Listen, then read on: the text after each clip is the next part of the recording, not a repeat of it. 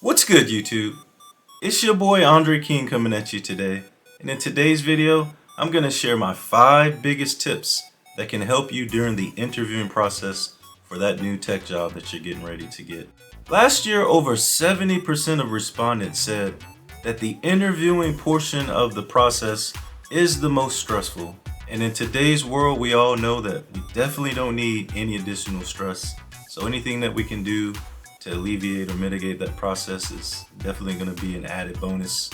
Some of the items that I'm going to speak to today, I'm pretty sure are going to be controversial, as some of you probably won't agree, but I promise you, I've myself conducted over 150 interviews, been on that part of the process, and have taken over 8 to 9 different roles within the network and security domain within the last 10 years. So this is just really my experience and things that have worked for me and that I know can work for you and others. So if you're ready, let's go ahead and get it.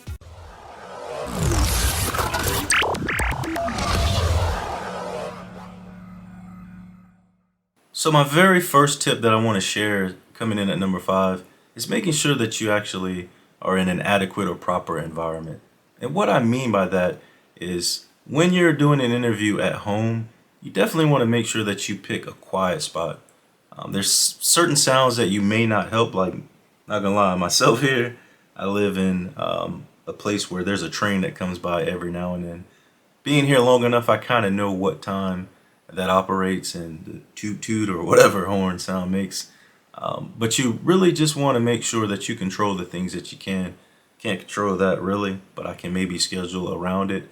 But if you do have children or other that you're responsible for in the house, perhaps you can schedule around that. I know mothers and fathers out here in this world today are doing their best, but because most environments, or a lot of environments, are flexible to remote positions for personnel, then the management and leadership are going to want to make sure that what they see projected on that interview, that you can actually responsible. So if you got a lot of noise, a lot of crazy things in the background, then that's going to leave a lasting impression, whether it should or shouldn't, with the leadership, and it can potentially negatively impact the decision or the thought process, as I think you may not take care of the data, sensitive data, or things like that, if you're not able to conduct an interview and be respectful and pick a environment that's conducive to kind of quiet, pretty neat and organized area and proper lighting and things like that. Again, you don't got to go out of your way and try to go get the best camera or the best microphone or things like that. But if it's your home or an office or anything like that, just like you would take a proctored exam, and the requirement there is to pick a quiet place with nothing on the desk, you should afford the interviewee that same type of respect. And like I said, it's going to go a long way. Some of the things are subtle and you may not think means a lot, but just try your best to control those things that you can always in life. And the area that you pick to conduct the interview is one of those things that you can do. So that's really the first tip that I want to give. Next up, coming in at number 4, is actually researching the company, especially for the position that you're applying for. It's not just about how much revenue that they have or the number of employees. Some of those statistics can be helpful if you're in accounting or financial or something like that. But here in the tech, this is going to be a combination of your prerequisite and your proactiveness at just learning a little bit about the organization, the structure, the breakdown, as most as you can about from the public things. Or really, most of our first interview is not with the hiring team. It's with kind of a hiring manager that may be a third party or HR representative or recruiter. And that's where you can actually ask a lot of these questions, and they may say, hey, I don't have that answer at the moment, but let me go talk to Tom and I'll get back with you. And so some of the things that I kind of want to know are things like projects that they're working on, if there's any migrations to the cloud that they're after in the next 6 months. What are some of the key software or hardware vendors that they persistently have perpetual licensing with? The staff, like what's the structure? Is it functional? Is it more of a leadership driven? Is it, do they use agile type projects? And you can ask some of these during the interview and combine that with some information that you've gained beforehand. But a lot of times when leadership or the hiring manager or team sees that you've already done your homework a little bit and you're curious about some of those things that are in the future, it may paint a picture that they already see you or have you as one of the teammates sitting down there, and they'll start talking about the project to the best that they can. Again, you're still a candidate typically amongst a few others, but it just goes to add a little bit of extra bonus kudo points. And like I said, this is something that a lot of folks may think it really doesn't mean anything. But like I said, having hired so many, it does earn a little extra brownie points if you can massage that in the right way. So again, just simple things that you can find on the web about the organization. And oftentimes some of those are in the job description or job posting themselves. So just stay a little bit curious, learn a little bit about the company and the organization, and try to think of a way or two of questions that you can ask to kind of spur or show that you have that curiosity as well as that proactiveness about learning about the organization. And coming in at number 3, this tip here is actually don't study, but prepare for the interview. So you may ask, what do I mean by that? Don't study means, again, we spoke early on about the interviewing process being stressful for many. It adds that additional weight that a lot of us wish we didn't have.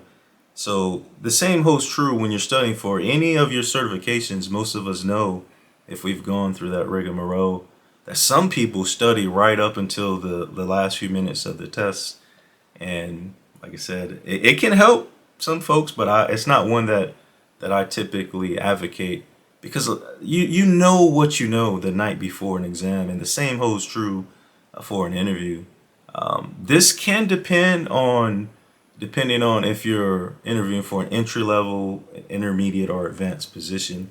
And what I mean by that is typically for the entry level positions, the interviewee will ask kind of text-based, textbook questions. Like they really just want to know, do you have that book knowledge to be able to be taught the rest? And once you get your hands-on experience, versus more advanced, when it's more design, more architectural, or let me see how this person thinks or how they would fit in with the team. But even in that, that's just really preparation. That's not really studying.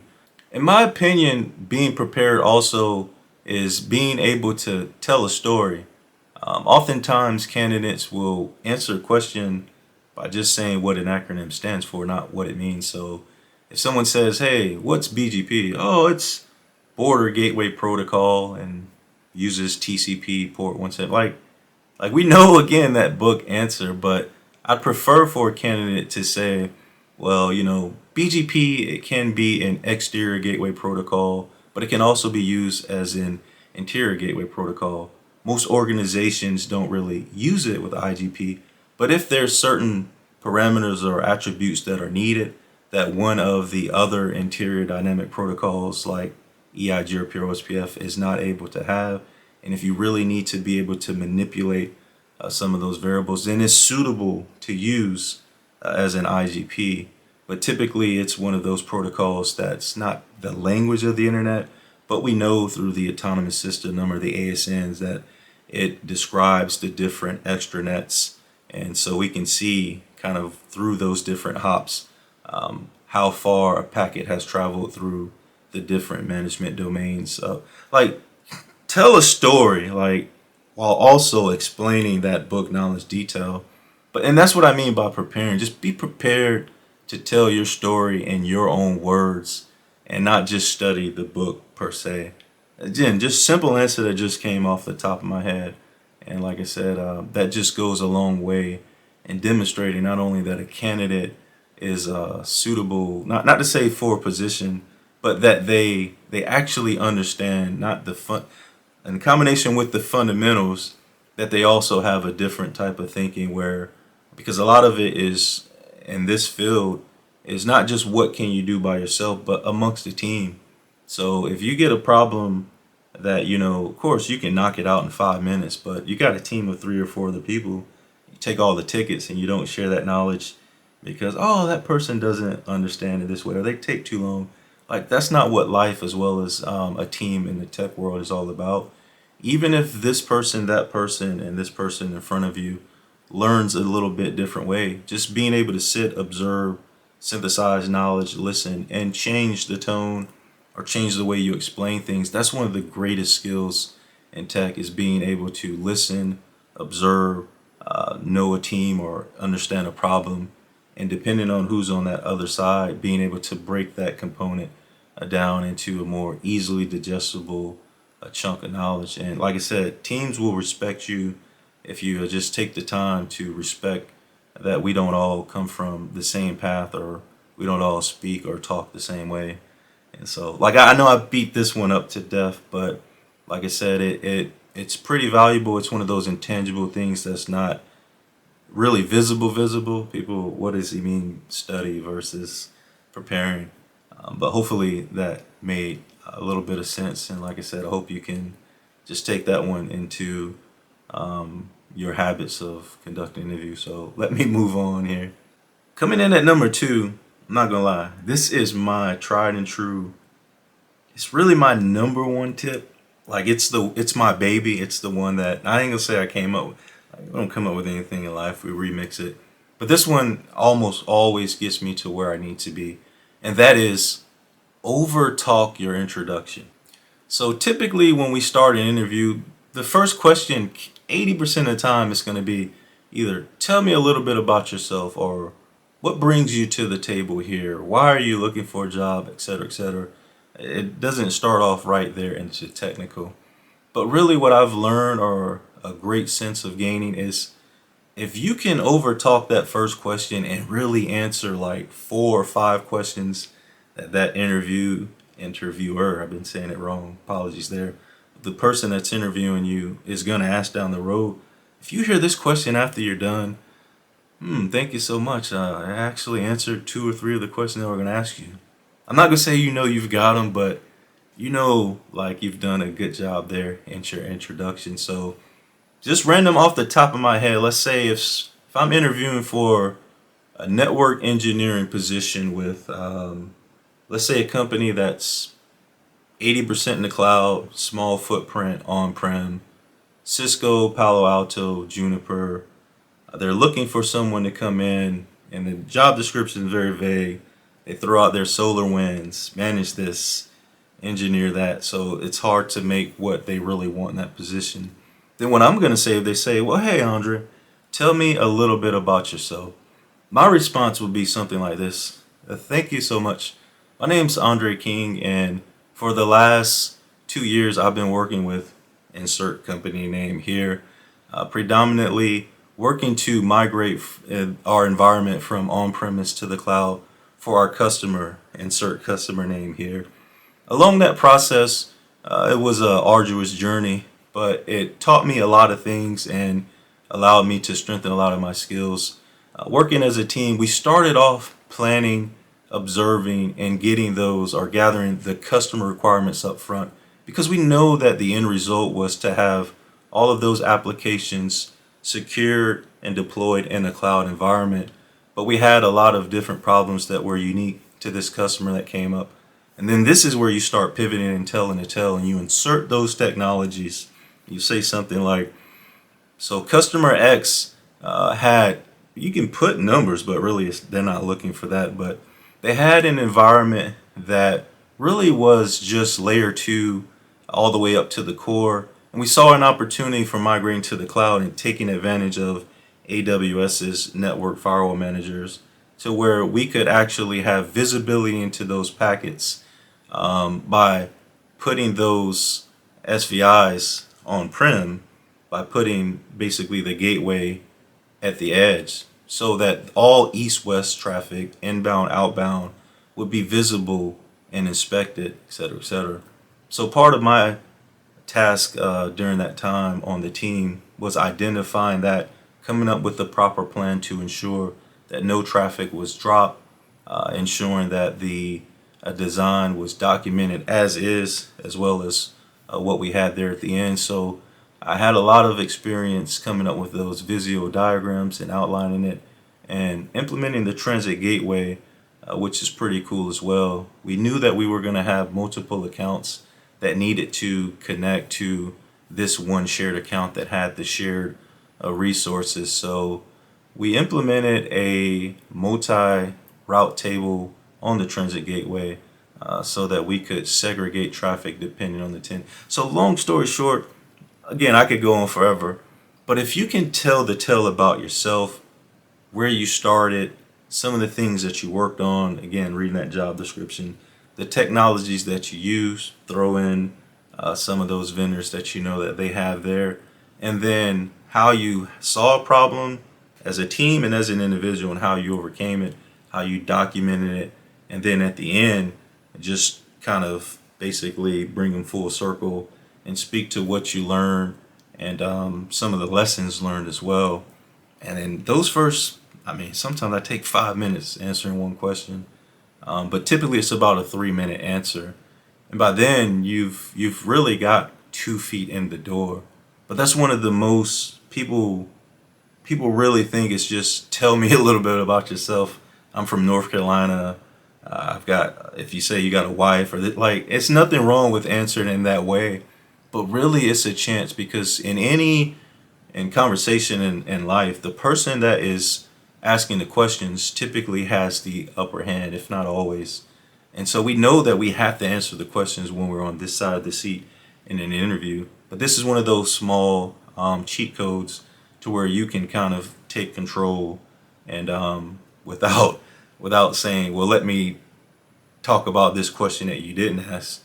You're kind of doing the cheat code by interjecting it there in that open-ended question. So, like I said, that's really my number one top secret response there, but I'll just keep that one at number two, and hopefully that makes sense to you. And if you can really adopt or incorporate that into the way that you conduct yourself in an interview, I promise you, over time, your next 3, 4 positions, it'll go a long way at leveling up.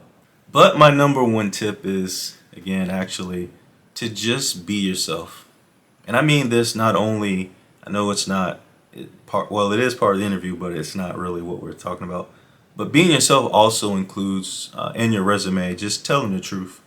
Like no reason to like sugarcoat what you have or have not done. Of course, we can wordsmith things, but you have to always be willing to speak to that.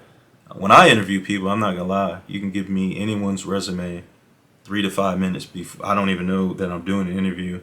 Like I ask questions based off of what they tell me there, and then my knowledge on what we're looking for in the current position to fill that seat. Intangibles, is it a fit with the current team?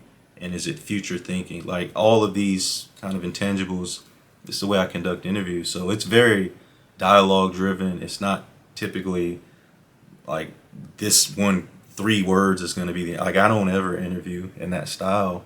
But again, so a person has to kind of be themselves when they're interviewing me, and I typically have a way of reading them to make them more at ease, which unfortunately all people that are interviewing don't do. It's kind of their way or the highway, and like I said, to each his own. But I try to make people more at ease so that they can be themselves in an interview. And if someone doesn't make you feel that way, then you have to know how to put yourself at ease and in any environment, as well as this one, be yourself. Again, when I was a young one way back in the day, yes, I did have the knee tapping, the kind of whatever goes on in your belly there. But over time, I kind of overcame that. And so it was always rooted, like I said, and not trying to be someone else or imagine like this, I don't like using the word never, but not ever do wrong kind of person that they're looking for. It's, hey, they cannot accept me with what I have, what I'm capable of doing, and what I'm looking to improve, then this is most likely not the opportunity for me. I promise you, if you can just always be yourself, just work on presentation a little bit, perhaps delivery, which again, that's still you, but these things will go a long way because you just have to have the core makeup of what you know is what you know, and who you are is who you are. But those additional things we can work on and improve to make ourselves look like the best candidate amongst them. But again, I just want to thank each and one of you out there for rocking here with me today. I hope you found value in these, and I know I overtalked some of those last few. I don't really want to edit or didn't want to edit and chop this one down. This is one of those kind of raw videos because I'm passionate about some of these topics, because most of us have been in this spot or this seat at one time or another. I know there's some out there that aren't even in IT that may have dropped in on this video, and I appreciate you for doing that as well. But for those of us in the tech field that know how some of these interviews can be, and just want a perspective from someone that's been on both sides of the aisle, this is really an unfiltered perspective. So let me not make this a 30-minute video, but like I said, I want to thank each and every one of you out there for rocking in here with me today. And until next time, stay safe, take care of yourselves, peace.